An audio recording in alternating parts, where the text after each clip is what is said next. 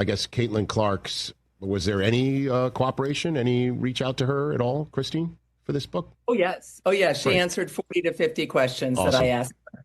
Yeah, she's great. She's better in person than you'd hope.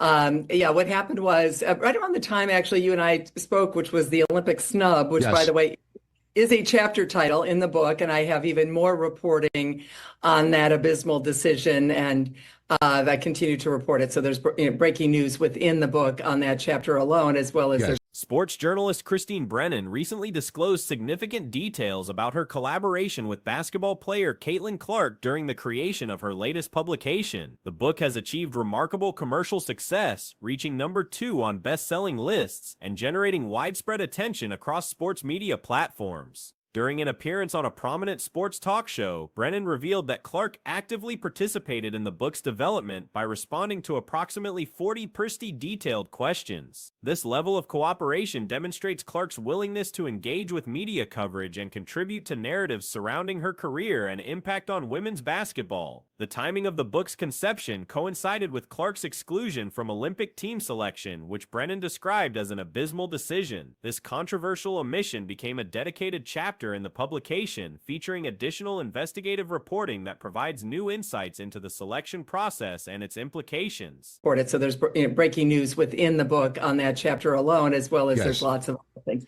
But within a few weeks, I was, just early July thinking, gosh, should I maybe do a book on this? I hadn't written a book in a long time, and this has become my 8th book. 4th was Scribner. Literally 54 weeks ago, there was no book, and now we're #2 on the New York Times bestseller list. So, it shows what it shows, Rich, is the incredible power, appeal of this 23-year-old woman who is changing the face of sports. Brennan's 8th published work was completed in an extraordinarily compressed time frame. From initial concept to bestseller status occurred within 54 weeks, highlighting both the intense public interest in Clark's story and the rapid pace of contemporary sports publishing. The project represents Brennan's 4th collaboration with her current publisher. The journalist emphasized Clark's exceptional interview qualities, describing her as someone who maintains eye contact while providing comprehensive answers to challenging questions. Clark's responses reportedly included detailed explanations that would extend into tangential discussions before returning to address the original inquiries completely. Changing the face of sports, not just women's sports, but the way men, we know those guys, right? The guys that wouldn't have been caught dead watching women's basketball when I would be on radio shows, or you and I might on various things. Guys would laugh like, "You're not covering the women's Final Four, are you? Like, why would you go to the women's Olympic gold medal game at all the Olympics I cover? What a waste of time. It's not good basketball. It's below the rim. They're rolling around on the floor. It's jump balls." These are the things I heard. I was laughed at as I would. Brennan characterized Clark as thoroughly accessible and cooperative throughout the interview process, with no topics declared off limits. The resulting publication covers both positive and negative aspects of Clark's experiences, presenting what the author describes as an unvarnished account of her journey and impact on professional basketball. The book captures Clark's entertainment value, which Brennan argues extends beyond her basketball skills. This comparison to Tiger Woods suggests that Clark attracts viewers who might not otherwise watch women's basketball, fundamentally changing the sport's audience demographics and media coverage patterns. Historical context provided by Brennan illustrates the transformation in attitudes toward women's basketball coverage. I was laughed at as I would advocate the coverage of women's basketball, among all the other things that I've been able to do, men's and women's, right? Sports. And honest to goodness, to see now those guys that would have been calling into sports talk shows around the country laughing, they're the guys now buying the #22 jerseys. They're wearing them not only to games, but to the grocery store and the gas station. They are Caitlin Clark's biggest fans, and they are the reason that these TV ratings are through the roof, the reason that the Indiana Fever average home attendance. She recounted experiences of being ridiculed by male sports fans and media personalities who dismissed women's basketball as inferior entertainment, unworthy of serious coverage or attendance. The cultural shift became evident when the same demographic that previously mocked women's basketball began purchasing Clark's merchandise and attending games. These fans now wear her jersey #22 not only to sporting events but during everyday activities, demonstrating unprecedented crossover appeal for a women's basketball player. Television ratings and attendance figures support claims about Clark's transformative impact. The Indiana Fever's average home attendance during Clark's first professional season exceeded that of 5 NBA franchises, a statistic that Brennan found difficult to believe despite having researched and verified the data personally. Indiana Fever home attendance, average home attendance last year, first year of Caitlin Clark, was higher than the average home attendance of 5 NBA teams. I cannot even believe I said that sentence, and I researched it, and it's on her. That's crazy. Did y'all just hear? She said the Indiana team attendance is higher than 5 NBA franchises, and y'all don't think these ladies supposed to be getting paid, which is crazy. Game. Point being, this has absolutely been a sea change, the likes of which I did not envision. Brennan described this phenomenon as a sea change beyond anything she anticipated witnessing during her sports journalism career. The magnitude of Clark's influence on basketball viewership and fan engagement represents an unprecedented development in women's professional sports. Discussion of on-court conflicts revealed additional insights into Clark's professional relationships and the competitive dynamics within the league. Brennan referenced specific incidents involving physical play and aggressive defensive tactics employed against Clark by veteran players. Former Notre Dame coach Muffet McGraw provided commentary about what she characterized as petty jealousy directed toward Clark from some established players. Not envision seeing in my career. That's how big a deal. And I chronicled the whole thing, and Caitlin answered every question, tough questions, looked you in the eye, goes on with answers, goes off on a tangent, comes back and finishes the answer. I mean, she's just a delight and so available. And as I said, nothing, no holds barred. Nothing was off limits. Good, bad, indifferent, all of it's in there. But I will say there's a lot of logo threes jumping off the page in the book, because she truly is an entertainer. McGraw's perspective carries weight given her experience developing players who later joined professional ranks and her unsuccessful recruitment of Clark during her college selection process. The revelation that Clark chose Iowa over Notre Dame proved significant for her development and public persona. Brennan suggested that Notre Dame's more restrictive environment would have prevented Clark from developing her distinctive long-range shooting style and crowd-engaging behavior that became central to her appeal. Analysis of specific game incidents showed how conflicts involving Clark affected broader league viewership patterns. When Clark missed games due to injury, television ratings for the entire league dropped by more than 50%, not just for her team's games, but across all broadcasts. In the book, because she truly is an entertainer, even more than a basketball player, very similar to Tiger Woods with golf, right? Where people who would never watch the sport now tune in to see her. Yeah, no doubt about that. A few weeks ago, Christine, the top story on this program, and also, I believe, wound up being the most viewed video on our YouTube page in June, was when J.C. Sheldon and Marina Mabrey treated.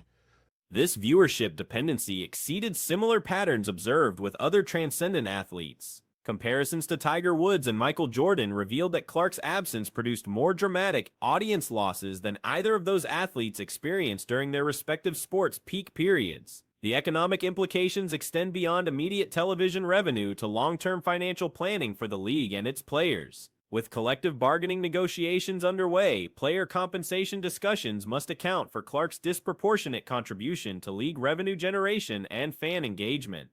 Caitlin Clark like a pinball in the Connecticut Sun game, and then Sophie Cunningham treated Sheldon like she was a wide receiver that needed to be tackled before the end zone, and it was awesome. It was awesome. It's the competition. It's the heated competition. And it also plays into the conversation of what is going on with Caitlin Clark and her colleagues in the WNBA, whether it is just another.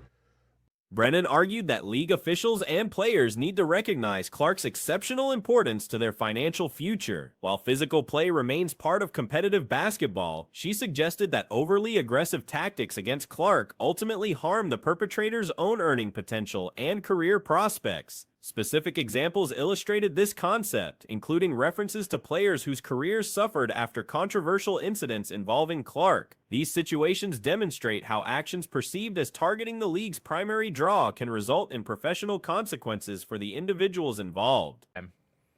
With Christy sides, but she's just not she's not one of those coaches. I don't think she's an offensive coach.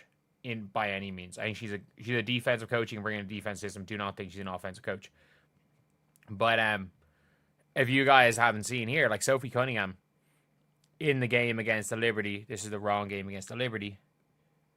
In fairness, she was she having this game?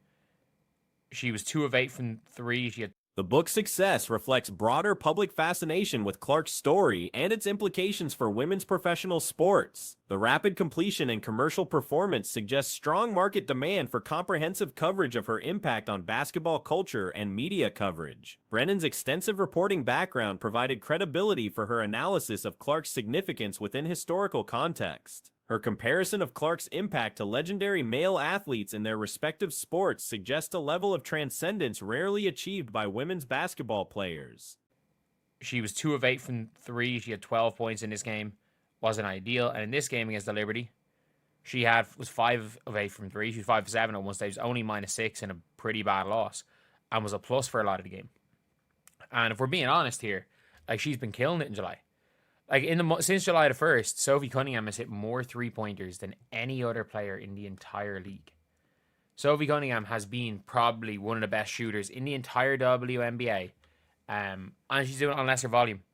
She's doing it on 55. The interview process revealed Clark's media sophistication and willingness to address controversial topics openly. Her cooperation with the book project demonstrates understanding of her role in promoting women's basketball and engaging with public discourse surrounding her career and influence. Financial data supporting Clark's impact includes specific attendance comparisons and television rating measurements that quantify her effect on league popularity. These metrics provide concrete evidence for arguments about her exceptional value to the sport's commercial success and growth potential. And she's doing it on lesser volume. She's doing it on 55%, whereas Alicia Gray is doing it on 32. Kayla McBride's doing it on 39. Kayla McBride is just...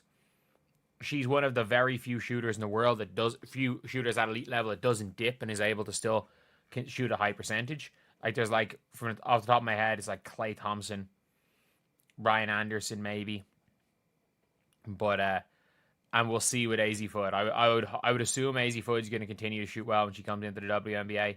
But Kayla McBride is one of those rare non-dip shooters. The book's rapid ascent to bestseller status indicates sustained public interest in Clark's story beyond immediate basketball coverage. This crossover appeal suggests her influence extends into broader entertainment and cultural markets typically inaccessible to women's basketball content. Discussion of competitive dynamics within the league revealed tensions between established players and Clark's rapid rise to prominence. These conflicts reflect broader questions about how professional sports adapt to transformative individual talents and their effects on existing team and league structures.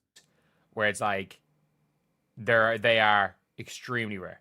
Most non-dip shooters are poor shooters. Like, there's a lot more poor shooters that don't dip than good shooters that don't dip.